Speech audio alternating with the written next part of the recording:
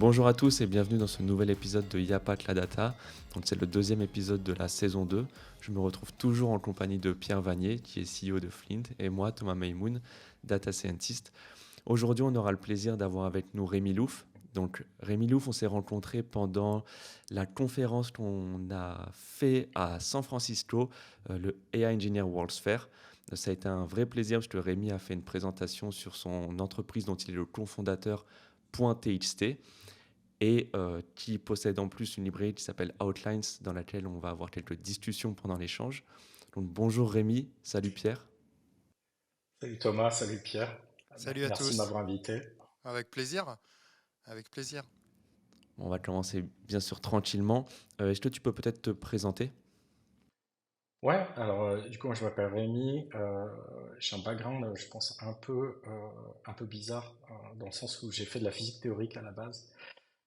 Ensuite je suis parti en sociologie et géographie et progression naturelle. Je suis allé bosser pour une application mobile. Donc c'était une start-up, j'étais le cinquième employé. C'était pour faire de l'analytics à la base. Mais j'ai fini par faire pas mal de produits. Du coup, c'était assez cool. Et ensuite, je me suis dit, tiens, je vais aller voir les grands groupes, je vais aller voir ce qui se passe. Alors, je vais pas nommer la boîte, mais je suis allé bosser dans une grande boîte. J'ai tenu 6 mois à peu près. Donc, j'ai fini le projet, j'ai fini le premier projet, je suis parti. Et là, j'ai bossé un tout petit peu chez Hugging Face. Et ensuite, en fait, j'ai bossé, j'aurais dû rester d'ailleurs. Et ensuite, j'ai bossé à mon compte et je me suis spécialisé dans un truc vraiment pas sexy en statistique qui s'appelle les stats bayésiennes. Et là, j'ai un peu fait mon trou. J'ai développé donc une librairie qui s'appelle Blackjacks, qui s'occupe que d'une chose en statistique bayésienne, c'est l'échantillonnage des distributions. C'est vraiment la partie complexe. Et à partir de là, enfin, ça m'a ramené pas mal de boulot. J'ai bossé en finance quanti. Je fais de l'analyse de risque. Et après, alors j'ai fait plein de petits trucs à droite à gauche. Et puis il y a 4 ans, donc Dan, qui est un de mes cofondateurs, m'a contacté en disant, ou alors je bosse dans un domaine qui est vraiment pas sexy, mais on fait des stats bayésiennes. Et en plus il y a Brandon, qui est mon deuxième cofondateur et qui avait un peu une réputation dans le domaine. Et j'ai fait OK, je les ai rejoints. Et voilà, le reste, 4 ans de collaboration jusqu'à aujourd'hui. Ouais. Bon, c'est un plaisir de t'avoir avec nous aujourd'hui. Donc on s'est rencontrés pendant le meet-up enfin meet-up, pendant la conférence à San Francisco. Tu as pu avoir un talk où tu as présenté .txt. Est-ce que peut-être tu peux nous en dire un peu plus? Ouais, bien sûr. Alors l'idée de la boîte en fait est partie d'un un peu un side project qu'on avait avec Brandon. On bossait dans une boîte qui devait analyser, enfin qui devait extraire de l'information de millions de documents. Et à l'époque, on utilisait GPT 3.5. Et en fait, on s'est très rapidement rendu compte que à cette échelle-là, ça marchait pas. On avait 30% d'erreurs. C'est-à-dire que les bons champs, ils nous renvoyaient pas nécessairement les bonnes informations, etc. On s'est dit en fait c'est inapplicable et on a regardé côté open source à l'époque. Ce qui existait donc c'était JSON Former et Guidance à l'époque de Microsoft et on s'est aperçu très rapidement que c'était ultra lent et du coup c'était inutilisable aussi et on a bossé sur comment rendre ça très très rapide, ce qu'on a réussi à faire. À partir de là, on a posté ça en open source, le truc a explosé et à partir de ce moment-là, on a eu pas mal de boîtes, je dirais une vingtaine en un mois, qui nous ont contactés, qui demandaient comment on pouvait intégrer ça dans leur back-end. Et c'est de là qu'est née la boîte en fait. Et ce qu'on fait, dit assez succinctement, c'est qu'on rend les LLM déterministes. Enfin, on rajoute du déterminisme dans leur sortie. C'est-à-dire que si tu leur demandes, alors aujourd'hui c'est un peu mieux, parce qu'il y a des gens qui ont intégré notre méthode, mais si tu leur demandes de sortir de la donnée sous un certain format, t'es pas garanti de l'avoir. Nous on rajoute du déterminisme là-dedans. Ce qui est très très important, principalement pour, bah, tu sais, toutes les grandes boîtes qui aujourd'hui font des POC avec OpenAI, etc., et qui ont besoin d'intégrer ces modèles dans des systèmes informatiques existants, et qui donc ont besoin d'une interface robuste en fait entre le LLM et le code qui existe. Et du coup, c'est ce problème-là qu'on résout aujourd'hui. Alors, il y en a plein d'autres, mais je vais pas parler pendant un quart d'heure.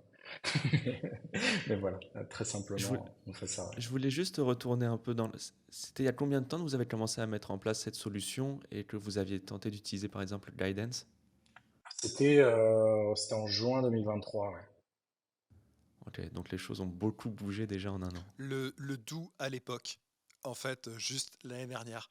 Juste pour info, c'est en fait, à l'échelle de l'IA, c'est un peu ça, en fait. C'est à l'époque. L'année dernière, il y a 12 mois, en fait. C'est C'est, ça. c'est- C'était une ça, éternité. Ouais. t'as l'impression d'une autre époque, tu vois, en fait, mais juste non, c'était l'année dernière. Donc, c'est Marrant. assez. Donc, du coup, si je comprends bien, et ça va me permettre de. Moi, j'avais eu l'impression, et en fait, on avait été tous les trois à avoir cette impression. Je me souviens, on en avait débriefé à San Francisco en voyant cette profusion d'outils, de solutions, etc. D'avoir une espèce d'impression que tout le monde se jetait sur toutes les problématiques en même temps et que toutes les solutions étaient toutes plus alambiquées les unes que les autres, répondaient à 50 problèmes en même temps, etc. Et j'ai quand même, donc déjà, savoir si toi aussi tu avais cette impression-là et nous la confirmer. Et puis de l'autre côté, toi, finalement, vous avez pris un chemin complètement différent avec Outlines, euh, genre un outil qui fait super bien ce qu'il doit faire. Un peu ça. Ouais, c'est vrai qu'aujourd'hui, on a une explosion de librairies, alors je vais pas les nommer, mais qui essaient vraiment de faire tout, de la génération de texte à la vector database, enfin, tu vois, le RAG, qui implémente même des connecteurs API, tu sais, avec CERT API, etc. Donc un truc complètement, qui Genre la explose trousse à outils, complètement. mais pas rangée en fait, tout en bazar en Pas, fait. pas rangé, et puis qui réinvente la roue, c'est-à-dire que j'ai pas besoin d'un SDK mal implémenté pour CERT API, ça existe. Tu vois, il y a des gens SERP, qui c'est les les maintiennent, moteurs de etc. recherche, hein, Search Ouais, Engine, c'est c'est ça. CERT, ouais, pareil. Quand tu Ouais, ouais. dois appeler un moteur de recherche pour venir augmenter les résultats et puis peut-être les filer en contexte, en RAG à ton LLM derrière. Ouais, mais t'as déjà des librairies qui font ça en fait. T'as pas besoin d'importer LangChain pour faire ça. Et alors, je sais pas à quoi c'est dû. Je pense qu'il y a une partie qui est je pense de la naïveté, de l'inexpérience hein, dans le monde du software. Ça, on en a pas mal parlé aussi parce qu'on a eu une conf où un mec finalement a réinventé le manifeste agile. C'est assez incroyable Ça, devant c'était tout le monde. mythique, ouais. Avec ses bullet points, et 4 bullet points, en fait, c'était grosso modo itérer, itération courte, feedback, loop, et en fait, c'était de l'agile, quoi. Ouais, c'est ça, et c'était un peu réinventé. Donc je pense qu'il y a une partie d'inexpérience dans le monde du software. C'est vrai que quand tu commences à écrire des libs, moi j'étais comme ça aussi, t'as envie de tout faire. Et puis je pense que tu fais cette erreur-là et tu te rends compte au bout d'un moment qu'en fait, à moins que tu aies un fonds d'investissement qui mette 20 millions derrière toi, bah, c'est immaintenable comme truc. C'est impossible à maintenir. Et nous, du coup, on a pris le chemin un peu inverse. C'est-à-dire que on s'est vraiment concentré sur une seule chose, qui est la génération structurée, qui en fait est la seule chose qu'on fait très bien. Hein. On n'a pas à aller s'aventurer ailleurs euh, dans des Qui est sujets déjà en où on, soi un gros sujet, en fait. Pardonne-moi de te couper, qui est déjà un très gros sujet en soi, quoi. on a 10 personnes à plein temps en interne. Ouais. Donc, tu vois, c'est un sujet qui est pas trivial et c'est un très très gros sujet. Ouais. Mais on a décidé de se concentrer uniquement là-dessus. Et si tu veux l'utiliser dans, je sais pas, LangChain, etc., tu peux juste importer la lib. D'ailleurs, tu as VLLM qui le fait, tu as, TGI de Gingface qui le fait. Enfin, tu as pas mal de serveurs d'inférence qui importent la librairie parce qu'on fait quasiment que ça. Ouais. Euh, D'ailleurs, au passage, on en reparlera, je pense, de la conversion de la lib, mais on a Ah oui. enlevé donc tout ce qui est purement génération structurée de Darklines et on va bientôt du coup publier un nouveau repo qui contient réimplémentation en Rust et qui n'importe rien en fait, aucune dépendance. Donc ce sera beaucoup mieux pour les librairies downstream. Donc tu vois, même nous, on s'est aperçu que finalement, on avait construit un monstre un peu trop gros. Et du coup, on en enlève des parties. On en enlève des parties pour que les gens puissent importer juste les parties dont ils ont besoin. Hmm. Ben, moi, j'ai pas plus de questions sur ce parti, mais Thomas, tu veux prendre la suite? Du coup, plus du stochastique au déterminisme. Ouais, bien sûr. Bah, le point, c'est un super gros sujet. Tu en parlais un petit peu juste après l'introduction. C'est par nature ce qui est en train de se passer actuellement avec les LLM et tout ce qui est autour de ça. Il y a beaucoup de stochastique, c'est-à-dire que quand tu mets même la température à zéro, donc normalement que du déterminisme, on n'est jamais sûr de ce que tu vas avoir en termes d'outputs. Donc je trouve que ta librairie, elle est très utile dans ce sens. Est-ce que tu peux, je ne sais pas si tu peux rentrer dans le détail, mais quel est le principe, comment vous faites pour vous protéger face au risque du, de la probabilité? Si tu veux, le meilleur moyen de gérer l'incertitude, c'est de la supprimer. Et nous, justement, on s'intègre non pas dans le modèle. Donc, si tu veux, il y a deux parties en fait dans un modèle. Donc, ce que font les Mistral et compagnie de ce monde, ils entraînent la partie modèle qui sont les poids du modèle. Et cette partie-là, quand tu lui donnes du texte, donc déjà tu le convertis en entier, le texte, donc des nombres entiers. Ensuite, tu passes ça dans la grosse machine, et ce que tu récupères à la fin, c'est pas un entier, c'est une distribution de probabilité sur l'ensemble des tokens du vocabulaire, donc sur l'ensemble des éléments du vocabulaire, ce qui pourrait sortir. Et ensuite, tu as une deuxième partie qui est, maintenant que j'ai cette distribution de probabilité, qu'est-ce que je choisis comme token? Et nous, on se branche là-dessus. C'est-à-dire qu'on prend la distribution de probabilité, on regarde tous les éléments du vocabulaire et on dit, bah ça, en fait, non, ça va violer la structure, ça va violer la structure, ça c'est bon, ça va violer la structure, etc., etc. Donc ça, c'est la version simpliste qui est ultra lente. Mais c'est comme ça qu'on le fait. Et du coup, c'est comme ça que tu peux avoir une garantie que la sortie va respecter la structure. C'est vraiment une garantie, c'est déterministe. On a supprimé l'aspect probabiliste. Ok, c'est hyper intéressant. Ça veut dire que vous êtes indépendant des tokenizers des entreprises type Mistral, OpenAI, Claude, c'est ça?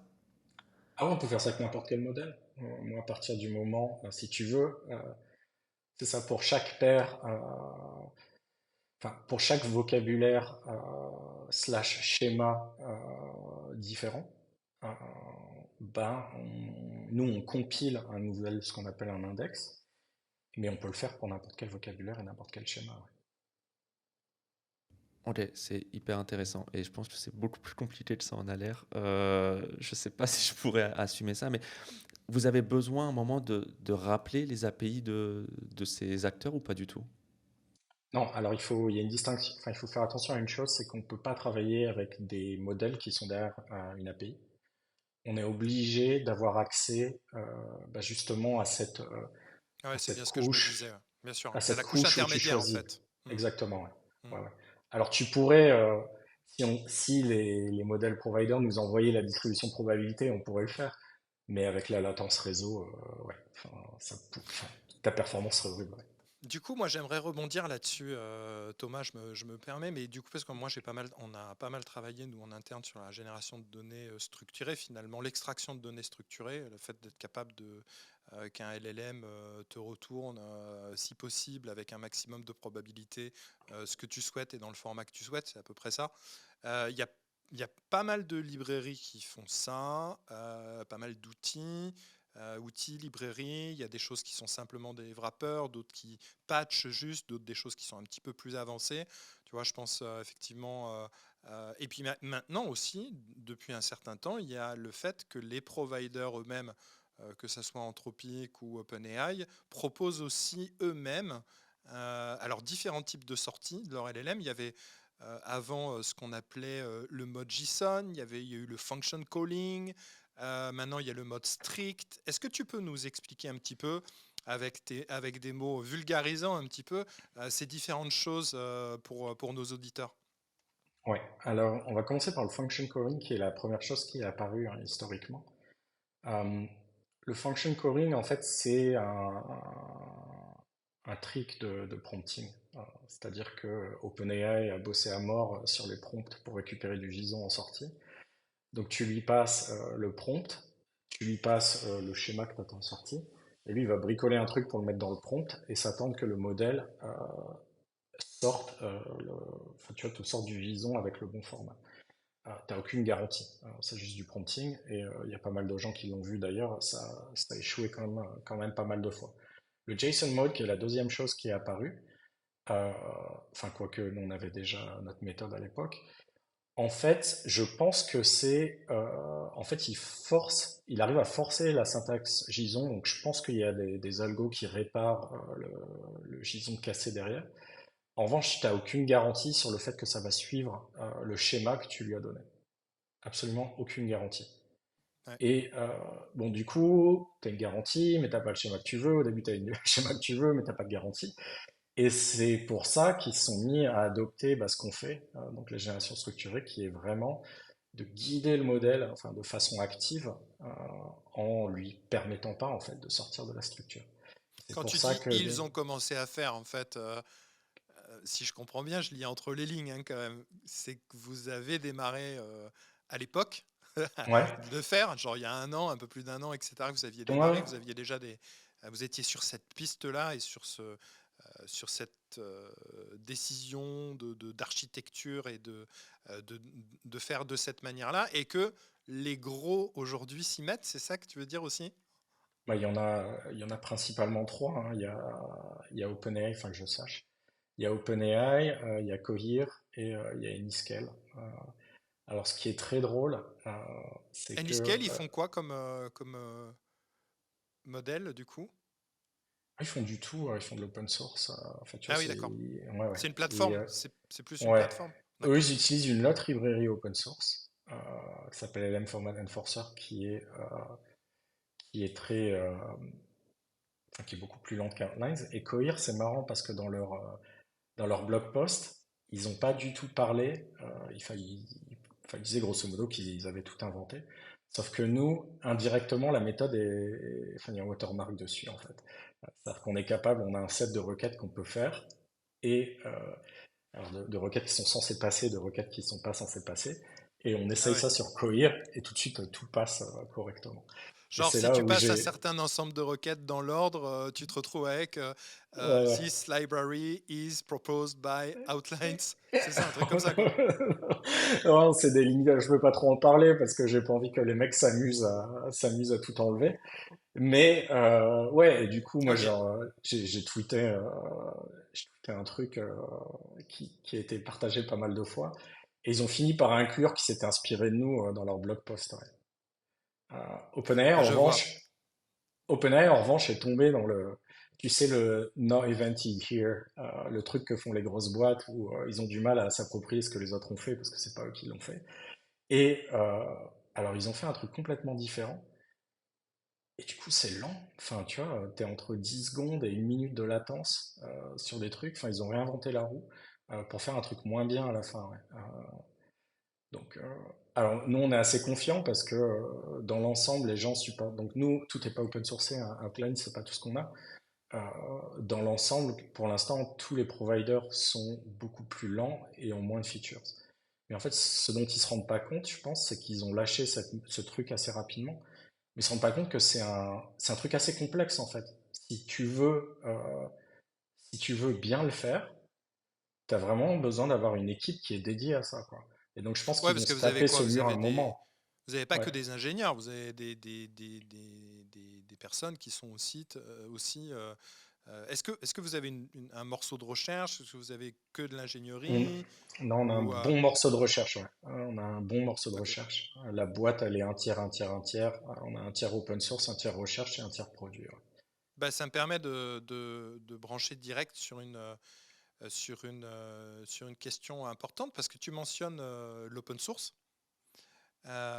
Et du coup, bah, c'est quoi voilà, la position poser deux questions finalement. La position de .txt, la position d'Outlines et ta position et ton avis, toi, et ton regard par rapport au mouvement open source en fait. Parce qu'il faut bien définir aussi euh, ce ce qu'on dit être open source dans ce qu'on appelle l'intelligence artificielle générative aujourd'hui, puisque tu as les modèles, tu as les poids, tu as les algos, tu as les datas d'entraînement, il y Ouais. a plein de choses et tout le monde s'y perd un petit peu.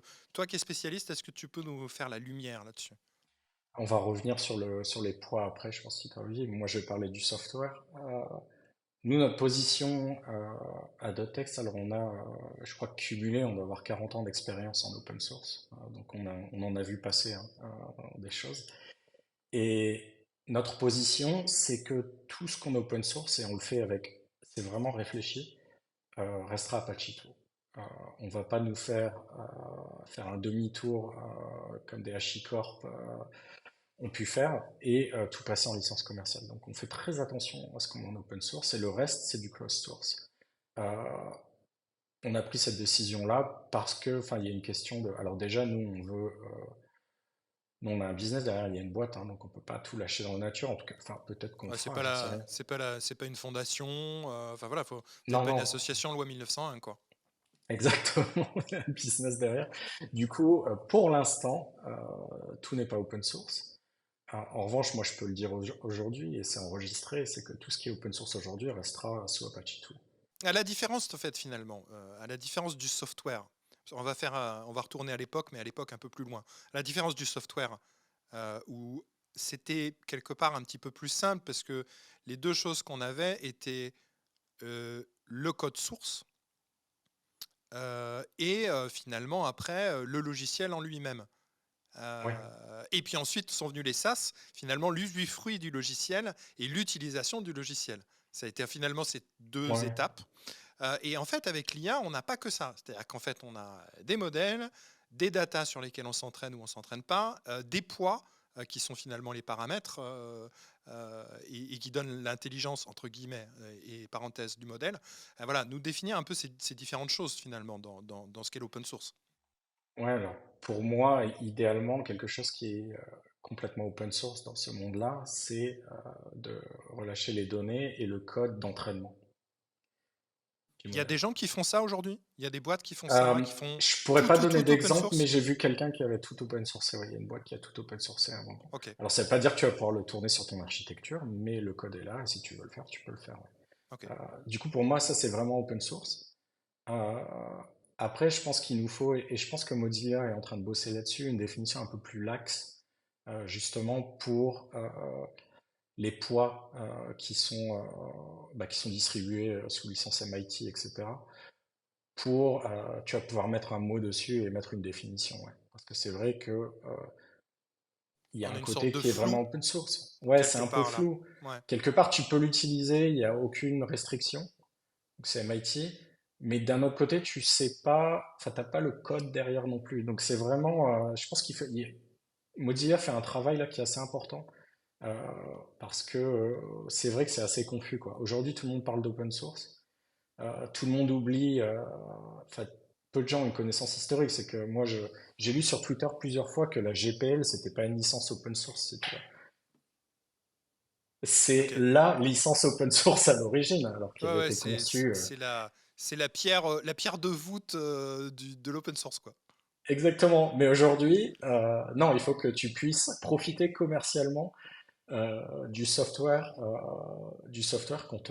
que tu trouves sur GitHub, quoi. Sinon, Pour que ça c'est pas soit open considéré source. comme open source, c'est ça? Ouais, ouais. Ouais, Moi, en j'ai fait, vu des trucs hallucinants sur Twitter. faut pouvoir faire de la thune avec, sinon c'est pas open source. C'est un peu Sinon, ce que c'est pas open source, ouais. c'est le raccourci que font les gens, en fait. Alors que la GPL te permet de faire de la thune, c'est juste que tu es obligé Ouais, bien sûr. de publier les modifs, ouais. Donc il y a beaucoup d'approximations et de méconnaissances et de tout le monde en fait on prend un peu ça, on fait un espèce de gloubi-boulga de tout ça et j'ai envie de dire dessus on peut aussi rajouter parce que par inférence peut-être ou concomitamment ou par corrélation, j'en sais rien, tu choisiras le terme, mais ça pose des questions derrière quand tu utilises ce modèle et ces IA finalement. Parce que nous, derrière, on a des développeurs qui nous disent ouais, mais je sais pas, le code source que m'a pondu Copilot ou que m'a pondu Sonnet ou que m'a pondu un tel en parlant des modèles, je sais pas finalement quelle en est la propriété intellectuelle. Parce qu'aujourd'hui, on a de plus en plus, on fera un parallèle tout à l'heure, mais de plus en plus de développeurs qui pondent une ligne et c'est plutôt le LLM qui te pond trois lignes derrière. On est Ouais. d'accord. Donc Et, en fait, tu vois, ça pose des questions. ouais, bah notamment si tu as du code GPL qui était dans l'entraînement, quelle est la licence que tu dois appliquer au code qui est sorti par Copilot? Enfin, il y a des vraies questions. Parce que potentiellement, il faut le laisser ouvert, en fait, le code qui est produit. Si jamais il s'est entraîné sur. C'est les grosses questions, ça. C'est C'est des pas trop. c'est des grosses questions, mais tu as eu des gens qui ont réussi à reproduire leur propre code qui était dans des librairies qui étaient sous licence GPL. Donc C'est c'est questionnant. vraiment, c'est des questions vraiment compliquées, ouais, et Mm. qui ont des implications sociétales qui sont assez importantes, ouais. Et Euh, business. business encore plus importantes, ouais. De toute Ouais. façon, l'open source, c'est des enjeux business, principalement aujourd'hui. Je pense que l'idéal, Free Software Foundation, etc., plus trop de place en open source. Richard Stallman, c'est ça? Ouais, ouais, ouais, c'est ça. Il Non, il doit se retourne pas dans pas. sa tombe, hein, Billy est pas mort encore, hein. Il est S'il te encore plaît, vivant, ouais. Il s'il est te plaît. encore en vie. Richard, Richard, si tu J'hésite. nous regardes. J'ai hésité, ça fait ch'ting, il est encore vivant. Mais il doit avoir 1000 ans, hein, je te l'accorde, hein, quand même. Ouais, ouais, Thomas, il a tu roulé veux sa vie, hein. rebondir un petit peu sur tout ça, vu de ton prisme et de ton regard de data scientist? Alors là, sur la partie licence, je suis complètement perdu. C'est vraiment un sujet que j'utilise très peu et dont on parle très peu en data science et dans l'univers data en tant que tel.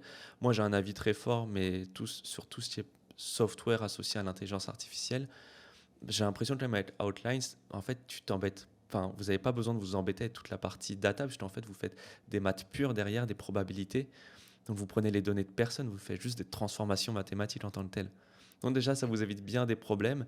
Mais oui, j'avais écrit un petit post à un moment qui n'avait pas fait beaucoup de bruit, mais où Meta, et donc Mark Zuckerberg, avait mentionné à un moment le fait que le modèle Llama était complètement ouvert, sauf que non, en fait, le modèle n'est pas ouvert. On ne sait pas les données qui sont utilisées, on ne sait pas les transformations qui ont été faites sur nos données. Non. Et il y a des biais à l'intérieur de ça, puisqu'on ne sait pas. Enfin, Meta a beaucoup d'entreprises avec beaucoup de données qui nous appartiennent plus pour le moment, mais dans quelle mesure elles sont utilisées, à quelle fin. Et c'est quand même compliqué, parce qu'aujourd'hui, on a par exemple la RGPD en France et on a presque les équivalents partout dans le monde, enfin, en Occident. Ouais. Le fait de ne pas montrer, c'est quand même, j'allais dire un bras d'honneur, non, c'est complètement fou comme phrase, mais pour moi, ça bafoue un peu les demandes des États souverains sur ce genre de sujet. Mais j'ai pas plus. Voilà, pour moi, les poids ne sont pas suffisants aujourd'hui. D'ailleurs, par rapport à ça, il y a eu une évolution si on parle de Mistral, justement, parce qu'en fait, tout à l'heure, tu appuyais sur le fait on record, que tu disais, voilà, ce qui est open source restera open source, etc. Parce que finalement, en filigrane, tu faisais aussi référence à certaines entreprises qui démarrent open source et qui, par le plus grand mystérieux des hasards, à un moment donné, se referment petit à petit et se retrouvent en société presque close source, c'est ça, hein? Ouais, parce qu'il y a un moment, je pense que ça part de beaucoup de bonnes intentions. Alors, enfin, je pense que les élastiques, HashiCorp, etc., ça partait de bonnes intentions parce qu'à l'époque, il y avait moins de cynisme dans le monde de l'open source et je pense que ça partait d'un truc vraiment idéaliste. Alors, ils se sont rendus compte que Amazon, par exemple, n'est pas du tout idéaliste et s'ils peuvent bouffer ta lib et la servir pour beaucoup moins cher que toi, ils vont le faire. Et il y a un moment, ils se sont dit, bah, en fait, on en a marre de bosser pour d'autres boîtes, quoi. Ce que je comprends. Ce que je comprends tout à fait. Mais Ils se sont refermés, ouais. est-ce que tu trouves ça étonnant, puisque dans toute entreprise, dans n'importe. Ce qui compte, c'est de bâtir une communauté, rendre la chose gratuite, et après, la gratuité se transforme en communauté qui paye. J'ai l'impression qu'on est étonné de ce genre de comportement, mais en réalité, c'est partout pareil, dans tous les sujets. Alors, Alors c'est là, une on question. rentre, on met le On rentre dans le doigt. business, là. Alors là, on Et rentre dans un, on met un truc, on ouvre la boîte de Pandore, hein. j'ai une réponse rapide, qui est que la raison pour laquelle tu construis une communauté, ou tu veux construire une communauté autour de ta libre open source, c'est grosso modo de construire un canal de distribution, en fait, pour ton software, enfin, un peu plus tard. Le problème, c'est que quand ton compétiteur, c'est Amazon, qui a les plus gros canaux de distribution du monde avec Microsoft et Google, bah, tu te fais ratatiner. Ta communauté, c'est sympa, mais elle suffit pas à payer les employés à la fin du mois. Donc je pense que c'est pour ça qu'il y a une protection de l'IP qui est de plus en plus prévalente, surtout dans le monde des bases de données, euh, où tu vois même les cockroaches qui ont fait marche arrière, etc. Parce que c'est trop facile pour un Amazon de mettre ça en prod et voilà, et demain, tout le monde peut l'utiliser. Je sais pas combien de développeurs sur AWS, mais c'est un canal de distribution qui est énorme. Et du coup, Mais tu j'ai te fais rouler aussi. dessus, hein. Je t'en prie. Non, non, je t'en prie, continue. Non, parce qu'en fait, le point, c'est que je voulais faire un parallèle par rapport à ce que tu disais. Dans ton introduction, tu parlais de deux sujets, tu disais c'est pas sexy. Quand tu disais vous avez commencé .txt, enfin on t'a proposé un projet sur le papier, c'était pas très sexy, vous êtes mis dedans. aujourd'hui, ça fonctionne et tu te rends compte que OpenAI, alors, OpenAI, franchement, il y a pas, c'est plutôt bien, font le même sujet que vous, avec une communauté qui est bah, énorme.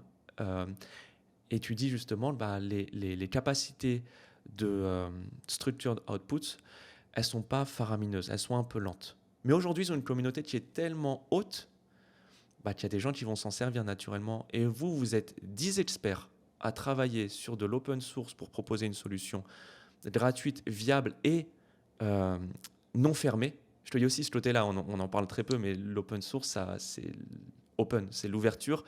Quand des géants vont essayer de locker, de faire du lock-in sur leur solution. Comment tu vois ça? Est-ce que toi, tu vois ça d'un sentiment hyper positif? Ok, c'est un sujet en fait d'avenir, ou tu te dis on aurait préféré être tranquille? C'est marrant parce on avait fait un pari sur quand OpenAI allait sortir. Et on avait parié sur juin au début de la boîte. Bon, ils ont mis un peu plus de temps. Et ah non, moi j'étais content quand j'ai eu l'annonce. Je me suis dit, putain, enfin ça va devenir mainstream. Tu vois, c'est un truc, on se bat depuis un an pour que déjà, alors les premiers mois, les gens arrêtent de nous prendre pour des fous. Et ensuite, pour faire adopter le truc petit à petit, et d'un coup, t'as OpenAI qui arrive avec l'artillerie lourde et euh, qui ouvre un marché énorme. Euh, alors, forcément, t'auras les gens qui utiliseront toujours OpenAI, et je pense surtout aux hobbyistes, en fait, sur l'API. Euh, et je dis aussi que Hugging Face a commencé à faire énormément d'argent quand ChatGPT est sorti. Et si tu veux, Hugging Face, il n'y a que de l'open source. Si tu veux, tu peux déployer exactement la même solution qu'eux. Euh, et côté enterprise, nous, ce qu'on voit, c'est que tu as beaucoup de gens qui basculent sur de l'open source pour des raisons de contrôle. Contrôle au niveau des données, mais ils aiment aussi bien avoir du contrôle au niveau Ah, du bien sûr. déploiement, etc. Ouais. Mm. Et ça, ce qu'OpenAI a fait, c'est un cadeau. C'est un cadeau parce que du coup, on a des devs dans ces boîtes-là qui en entendent parler, dans leur POC qui disent ah ouais, en fait, on a vraiment besoin de ça, et qui ensuite, dès qu'ils doivent basculer sur des solutions plus pérennes, ils font bon, alors c'est qui les experts dans ce domaine-là? Et qui tombent sur nous. Et il y a un autre aspect, si tu veux, c'est que le jour où OpenAI du coup a sorti cette feature, bah, tous les modèles providers en avaient besoin d'un coup et qui étaient identifiés comme experts.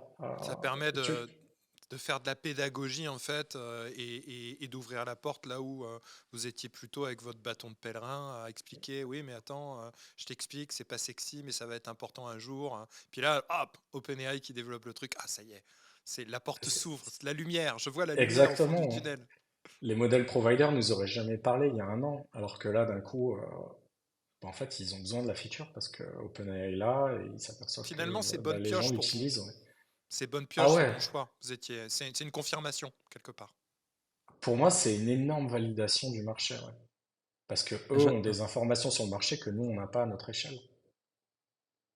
ok, je voulais ton avis là-dessus, puisque je ne sais pas si vous vous rappelez, mais quand on s'était rencontrés pendant l'événement de AI Engineering, à la fin de ta discussion, Rémi, je te disais, c'est fou, ça m'a fait plaisir ta présentation, puisque tu es le seul dans dans cette conférence à parler de statistiques, de probabilités, puisque en fait, on s'est rendu compte que pendant cette conférence, on mettait en avant des outils, que tout était derrière. Dès qu'on voyait des lignes de code, ils faisaient des appels aux API d'OpenAI pour la plupart du temps, et on bafoue toutes les connaissances et toutes les expertises qu'on peut avoir en statistique et en probabilité, sauf que c'est un peu, bon, j'abuse un peu, mais le nerf de la guerre pour faire de la data, c'est son côté un peu non déterministe par nature. Machine learning, le MLOps, c'est ça.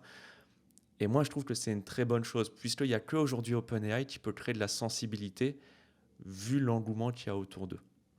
Ouais. Alors, il y a aussi Maxime Labonne qui a parlé d'open source, qui faisait partie des très rares talks dans la track open Je ne l'ai pas source, vu. qui Ok. faisait vraiment de l'open source. Ouais. Je crois que le reste, c'était de la pub pour les modèles providers. Ouais. Mais voilà, il y a Maxime aussi qui a fait une super présentation sur le modèle merging. Et, euh, mais ouais, non, mais nous, si tu veux, on a ce background-là. On est arrivé. Une question qu'on m'a posée énormément, alors surtout les investisseurs, on va pas se mentir, c'est mais pourquoi vous et pas OpenAI, tu vois, genre vous êtes qui les mecs?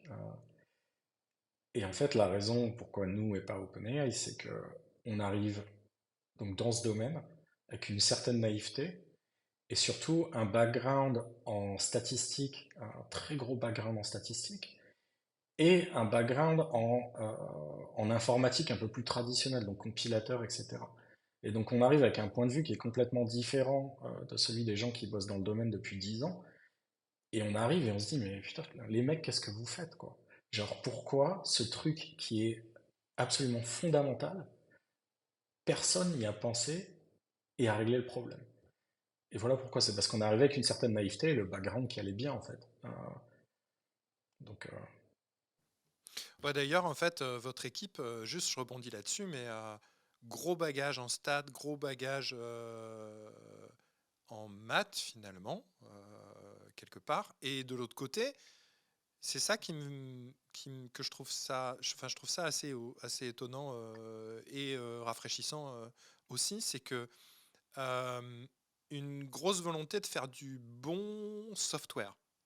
Et ça, c'est vachement important. Je sais qu'on en a parlé pas mal et ça va tendre la perche à Thomas qui va aborder le sujet juste après.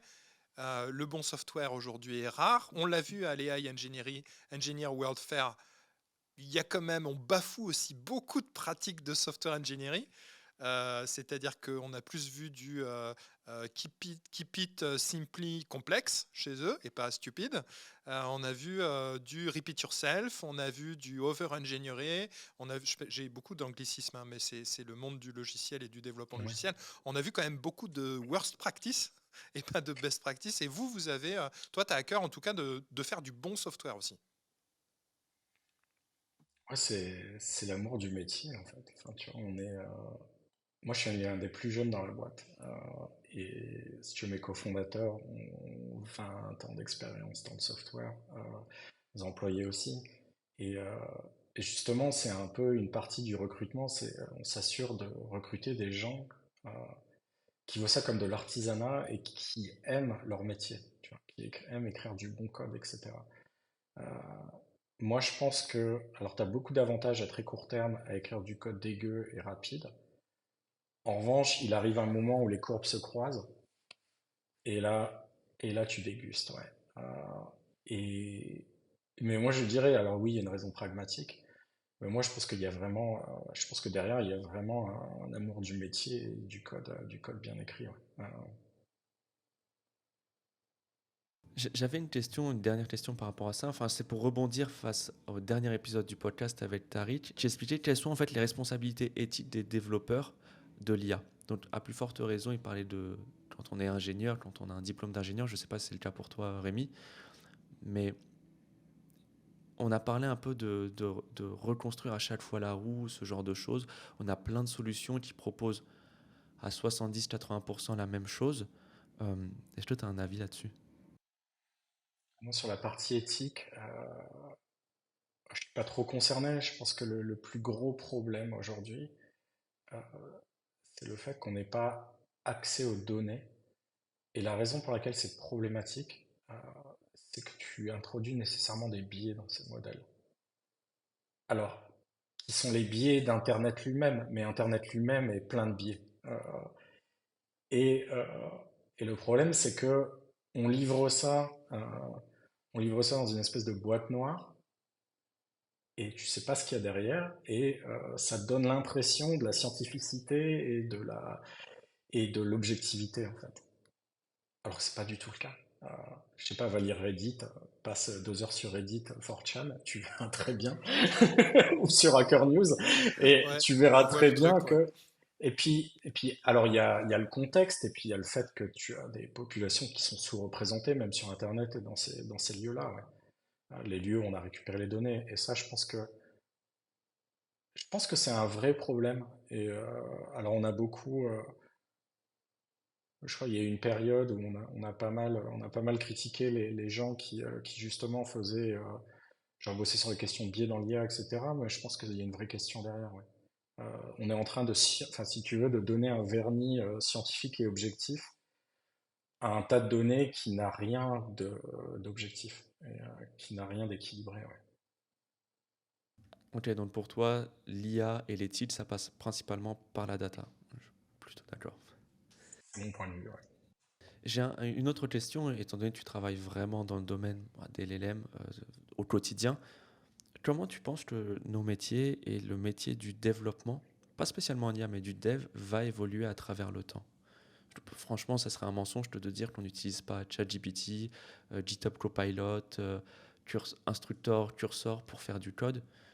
Comment ça va évoluer à ton avis? Deuxième boîte de Pandore. Et essentiel, je pense, pour comprendre l'avenir. Alors moi, je pense que le métier va devenir beaucoup plus intéressant. Euh, Ah, wow. pour les développeurs seniors, ça va être catastrophique pour les juniors, je vais m'expliquer. Euh, c'est que pour moi, je pense que les développeurs vont passer beaucoup plus de temps, et ça j'ai vraiment hâte, à faire de l'architecture, designer les interfaces, etc. Euh, tout ça, c'est un boulot qui aura toujours à faire, enfin, je pense. Et, euh, et ça, c'est très bien pour les développeurs seniors qui, en fait, ont appris à faire ça. Euh, tu vois, c'est un truc, ça prend du temps quand même. Enfin, tu apprends un peu par osmose. Alors, soit tu as de la chance et tu as des mentors et ils t'expliquent un peu comment ils voient les choses, etc. Parce que c'est quelque chose qui n'est pas très documenté. Soit tu t'inspires de librairies existantes. Euh, En revanche, les développeurs juniors qui utilisent énormément l'IA et qui lui demandent d'architecturer des projets, etc., en fait, ils apprennent pas cette partie-là. Finalement, écrire le code, c'est pas très intéressant, n'importe qui peut le faire, si tu veux. Euh, la vraie difficulté dans ce métier, c'est de bien designer tes interfaces avec l'extérieur et bien architecturer ton code pour qu'il puisse évoluer dans le temps. Et ça demande un travail qui est de prendre la spec et traduire la spec en code. Et la façon dont on traduit la spec en code généralement, c'est en implémentant des tests. Et du coup, moi je pense que le métier va évoluer. Alors déjà sur comment architecturer mon projet, ce qui ensuite te permet de savoir qu'est-ce que tu dois demander au modèle, genre les sous-parties, etc. Pour ça, c'est ultra intéressant. Donc il y a cette première chose-là, il y a cette première chose, et puis après, c'est de traduire la spec en test. Éventuellement, peut-être que l'IA va le remplir, mais c'est pas très grave. C'est pas notre plus grosse valeur ajoutée. Et d'ailleurs, donc, le CSO de ma boîte, donc Brandon, euh, il m'a toujours dit, et je pense que je l'avais pas compris avant de. Tu vois, ça fait 4 ans, à l'époque, il n'y a pas de code qui écrivait bien, enfin, il n'y a pas de modèle qui écrivait bien du code. Et il m'a dit plusieurs fois, tu sais, le code le plus important qu'on écrit, c'est les tests. Et maintenant, après avoir fait plusieurs migrations sur des code bases et en utilisant l'IA aujourd'hui, je me dis en fait, il avait raison et c'est vraiment profond comme remarque en fait. Parce que je pense que c'est ce qui va rester, l'architecture et savoir quoi demander et l'écriture des tests finalement, la traduction de la spec, faire en sorte que l'assistant suive la spec. C'est un point intéressant. Vas-y, Pierre. Bah, oui, je voulais rebondir là-dessus, sur ce côté test, assistant au codage, parce que tu parlais de Rust aussi. Et puis, je crois que vous utilisez beaucoup Emacs, qui est un éditeur de code de l'époque de VI donc un des premiers éditeurs de code écrit en Lisp, le langage de programmation. Donc moi, boomer, je suis dans mon élément, je connais Emacs, ça me fait plaisir, même si j'ai arrêté il y a longtemps. Et du coup, vous l'utilisez aussi chez Point.txt, et il me semble que vous avez commencer même à développer des choses et des nouvelles features IA dans Emacs, c'est ça?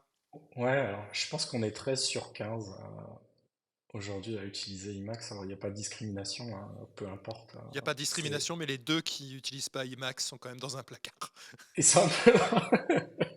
Ils utilisent quoi? Ils utilisent quoi pour faire de la pub? Vas-y. Et alors ils utilisent VS Code et NeoVim.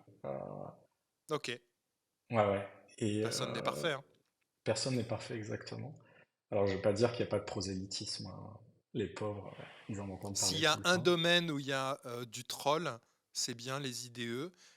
Et il y en a encore plus aujourd'hui avec les IA et les couches d'IA qui viennent s'y mettre. On est Ah d'accord? ouais, mais là, de toute façon la question est résolue, c'est-à-dire que Vim est le meilleur éditeur et Emacs le meilleur OS. Moi, j'utilise Emacs avec les key bindings de Vim parce que bref, c'est mon avis, il est tranché.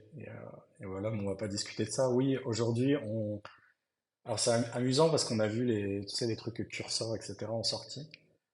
Et on s'est dit, bah en fait, qu'est-ce que ça prendrait pour implémenter la même chose en Emacs? Parce qu'il faut savoir, c'est que Emacs est customisable à souhait, juste en écrivant du Lisp. C'est d'ailleurs même assez ludique finalement. Et Non, non, pas du tout. Pour ceux qui nous écoutent, excuse-moi. Le Lisp, c'est pas du tout ludique. Tu te retrouves avec 100 milliards de parenthèses dans tous les sens. Il y a que c'est vraiment des. le meilleur des langages de programmation. Mais c'est qui qui l'avait créé? C'est qui qui l'avait C'était au créé? MIT et C'est pas Donald Knuth. Non, Knuth, non, non, c'est c'est quelqu'un le. d'autre et c'était au MIT. Le papier original est super intéressant d'ailleurs. Bref, enfin moi c'est mon langage de programmation préféré. Du coup, je suis dans mon élément dans Emacs. Et ouais, du coup, on se dit bah John tiens, McCarthy. ouais, voilà. Et d'ailleurs, je conseille de lire le premier papier original sur Lisp, très intéressant.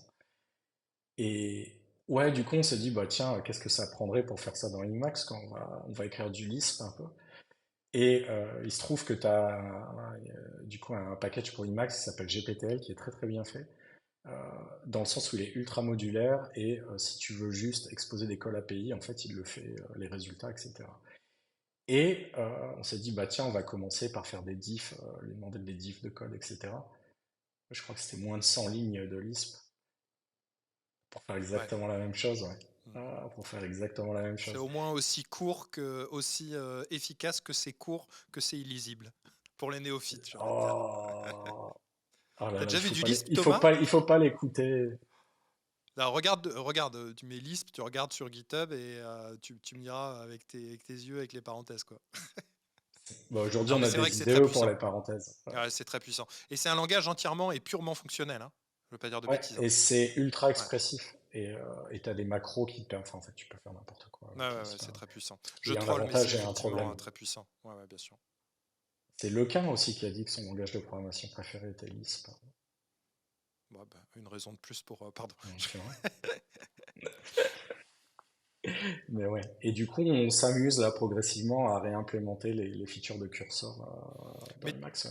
tu vois, tu disais quelque chose, c'était assez intéressant parce que David Heinemeier Hansson, tu as dû voir le tweet ce week-end ou il y a Oui. 3 4 jours, où il faisait un live stream avec Primeagen et un autre live streamer. Il faisait un live stream et il expliquait que pour lui, je me dis si je dis des bêtises, mais euh, euh, coder, ça fait partie d'un artisanat. Et ce qui l'intéresse vraiment, c'est de comprendre ce qu'il fait. Et pour lui, finalement, c'est bien tant que l'assistant reste un assistant, mais c'est bien si tu sais faire quand même. C'est même mieux si tu sais faire. Et j'ai trouvé que, une fois n'est pas coutume, son positionnement était assez polémique. Mais finalement, je trouve que c'est intéressant. Parce que toi, tu as un positionnement qui est un petit peu différent. Tu te positionnes un petit peu plus haut sur la chaîne de valeur en disant l'importance, finalement, c'est l'architecture, c'est la compréhension des specs et le passage des specs de quelque chose de fonctionnel vers quelque chose d'à peu près technique. Et ensuite, bah, le code, on s'en fout. Tu vois. Mais moi, je pense que c'est l'histoire du software, c'est de monter de couche d'abstraction en couche d'abstraction et d'automatiser de plus Jusqu'à en plus. devenir Enfin, Dieu. c'est l'essence même du software depuis les tout débuts. Genre, qui sait expliquer comment fonctionne le hardware aujourd'hui? Qui connaît l'assembleur? Enfin, tu vois, qui connaît même le C? Enfin, parce que dès que tu adoptes son raisonnement, tu peux vraiment rentrer dans une régression infinie, quoi. Je veux comprendre ce que je fais, et lui, il écrit du Ruby. Et tu fais, OK, il compile en quoi Ruby? Et ce en quoi il compile, ça compile en quoi? Et ensuite, comment est-ce que ça interagit avec Enfin, tu vois, c'est sans fin. Toi, tu dis on s'en fout un peu. T'en arrives à la physique quantique, quoi. Et moi, je dis, bah, en fait, tant que tu es à un niveau d'abstraction qui te permet de construire des interfaces robustes, donc c'est vraiment la question de l'interface, peu importe. Mais est-ce qu'on n'arrive pas quand même, excuse-moi, avec cette révolution d'assistant au coding, est-ce qu'on n'est pas la seule profession dans l'histoire des professions à couper la branche sur laquelle elle est assise? Mais c'est génial. C'est pas le rêve de n'importe quel software developer de pas avoir à écrire, de plus avoir à écrire de C'est code. super, mais après, tu fais quoi, en fait? C'est la question, Je te tu vois. dis, Tu fais autre tu chose. vas, tu vas architecturer, enfin, tu vas travailler à un niveau d'abstraction supérieur, c'est-à-dire que ça m'étonnerait, enfin, je veux dire ça, on va dire dans la prochaine année, on arrive à complètement remplacer notre boulot. Au pire, on deviendra tous product managers.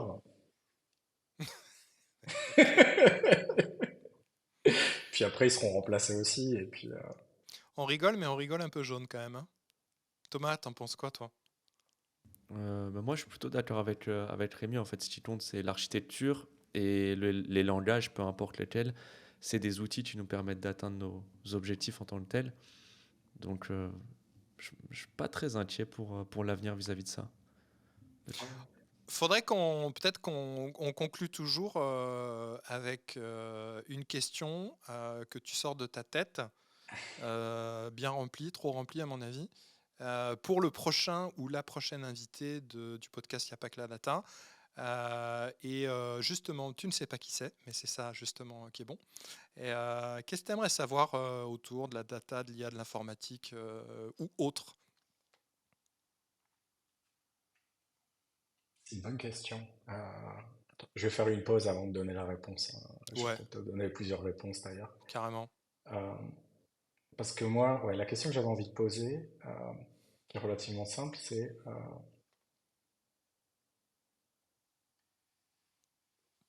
Je à m'attends au votre pire. avis, qui, d'ici 10 ans, dominera complètement le domaine de l'intelligence artificielle? J'étais obligé de la sortir, hein, celle-là. Qui d'ici 10 ans, vas-y, répète, qui d'ici 10 ans, Donnera le domaine de l'intelligence artificielle.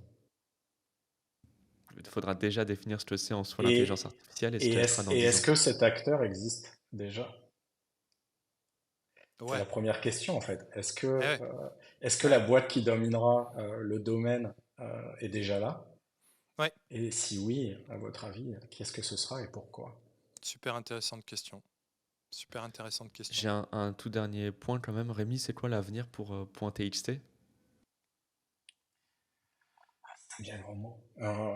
Répondre à la L'avenir. question précédente. Dans 10 ans? Réponse CF question précédente. C'est pas mal ça. Non, nous, on a pour ambition de supporter, donc on va dire d'assister tout le workflow qui est autour des LLM. On n'a pas d'ambition à rentrer dans les architectures, etc. En revanche, ce qui est relatif à tout ce qui est prompting, etc., et les imperfections, on n'y est pas aujourd'hui, mais on va y arriver à un moment.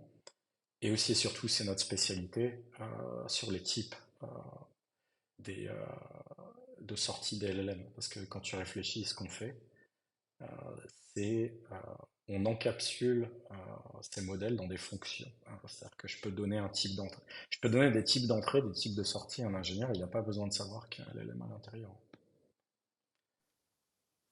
Super intéressant, super intéressant. Eh ben, allez faire un tour et voir la librairie Outlines. On souhaite bien évidemment tout le meilleur à Rémi et à son équipe. Et on crie Cocorico parce que c'est une équipe française, une fois n'est pas coutume, qui travaille sur de l'IA et sur des sujets qui sont pas sexy mais qui nous passionnent. Et on remercie, un grand merci Rémi d'être venu avec nous et d'avoir partagé un petit peu toutes tes opinions. Et un grand merci à Thomas et à nos auditeurs et auditrices qui nous écoutent. Ouais, Merci merci à Rémi, vous, c'était merci un Pierre. vrai plaisir. Je suis content d'avoir pu parler de l'ISP un peu. Allez, merci à tous, à bientôt. À bientôt.